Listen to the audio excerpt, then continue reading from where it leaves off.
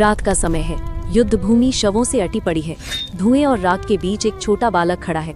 तभी एक दिव्य प्रकाश में परशुराम प्रकट होते हैं, हाथ में फरसा, आंखों में क्रोध और इसके बाद एक दृश्य आता है जहां परशुराम अत्याचारी राजाओं को एक के बाद एक युद्ध में हराते हैं। उनका फरसा चमकता है और वे 21 बार पृथ्वी को क्षत्रियों से मुक्त करते हैं। एक राक्षस घुटनों पर झुककर क्षमा मांगता है, लेकिन परशुराम की आंखों में कोई दया नहीं होती। दृश्य बदलता है। वर्ष 2026, एक खुला मैदान। अर्जुन, ध्रुव, धवल और अश्वत्थामा रणनीति पर विचार कर रहे होते हैं। तभी आकाश से एक काली आंधी उतरती है। एक नहीं, दो नहीं, पूरे 12 राक्षस जमीन पर उतरते हैं। हर एक के पास अलग शक्ति। कोई आग उगलता है, कोई हवा में गायब होकर वार करता है, कोई बर्फ जमाता है, तो कोई टेकोतांत्रिक मंत्रों से हमला करता है। तभी एक भयंकर गूंज उठती है, हम कलीपुर के अंतिम रक्षक हैं। अब त्रिशक्ति का अंत तय है। युद्ध शुरू होता है। अंधेरा, बिजली और धूल से भर गया मैदान। पहली लहर में अर्जुन अपना दिव्य धनुष उठाकर त्रिबाण चलाता है। 3 राक्षसों को एक साथ हवा में घेर लेता है। धवल हवा में उड़ते राक्षस पर तलवार से वार करता है और दूसरे को लात मारकर जमीन पर पटक देता है। ध्रुव अपना टेक्नो यंत्र एक्टिवेट करता है, जो एक राक्षस के दिमाग को टेम्पररी ब्लॉक कर देता है। अश्वत्थामा अपने कपाल यंत्र से इल्यूजन बनाता है, जिससे राक्षस भ्रमित हो जाते हैं और एक को वो गले से पकड़कर हवा में उठा देता है।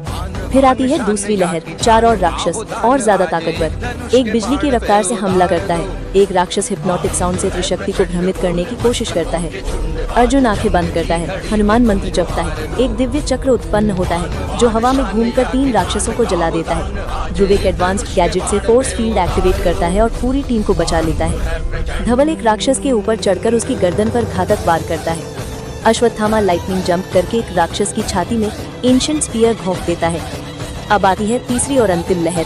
3 बचे राक्षस मिलकर अपने शरीर जोड़ते हैं, एक त्रि राक्षस में बदल जाते हैं। एक विशाल 3 सिर वाला मैकेनिकल टेंट्रिक हाइब्रिड राक्षस उत्पन्न होता है। अर्जुन ऊपर से अग्नि बाण चलाता है।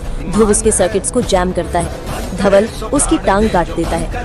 अंत में अश्वत्थामा चिल्लाता है, अब धर्म जाग चुका है, और राक्षस का सिर तोड़कर पृथ्वी में गाड़ देता है। सब राक्षस मारे जा चुके हैं, पर ये जीत आसान नहीं थी। युद्ध की कीमत भारी थी।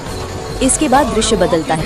एक घना जंगल, शांत झील, एक 13 वर्षीय दिव्य बालक एक शिला पर ध्यान में बैठा है। यह है भगवान काल्की। तभी तेज प्रकाश के साथ परशुराम प्रकट होते हैं। बालक उठकर प्रणाम करता है।